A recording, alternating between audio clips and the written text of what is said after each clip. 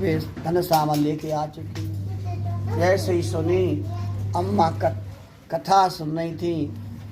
अम्मा बोली 12 बजे भगवान 12 बजे कथा, और छोड़ दिया भगवान की कथा को। बेटिया बोली जाओ, तुम्हारा कोई भरोसा नहीं है, बाहर में जाओ, हम तो पति से मिलने जाएंगे।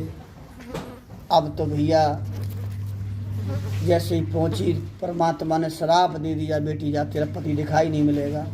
अब तो रोने लगी, देखा पति नहीं मिला है, माँ पिता मिले हैं, रोज भगवान से प्रार्थना करती है और कहती है कि सर सोना सिंगार भी सोना, सोना गले का हार, पति बिना ये जगह सोना, सोना है संसार, पति जी जल्दी आओ कि मुझको धीर बनाओ, पति जी जल्दी आओ कि मुझको धीर। पति नहीं आ रहा, क्यों से भगवान उठ गया है। अब तो बड़े दुखी हुए, सब लोग समझ गए शायद कोई पाप किया है। अब सब मिलके भगवान को याद करते हैं और कहते हैं हमें क्या काम दुनिया से, मेरा भगवान प्यारा है, हमें क्या काम दुनिया से, मेरा गोविंद प्यारा है।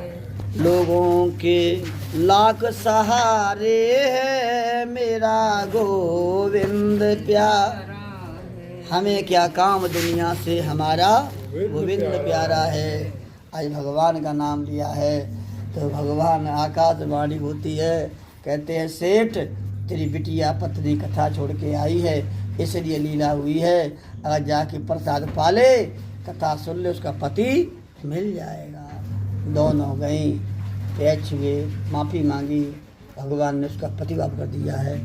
अब दोनों, अब सेठ को दिमाग में आई है कि भगवान हम सबसे बड़े पापी है तो भूल जाते हैं। अब मिलके भगवान से की कथा कराई, धनमान हुआ।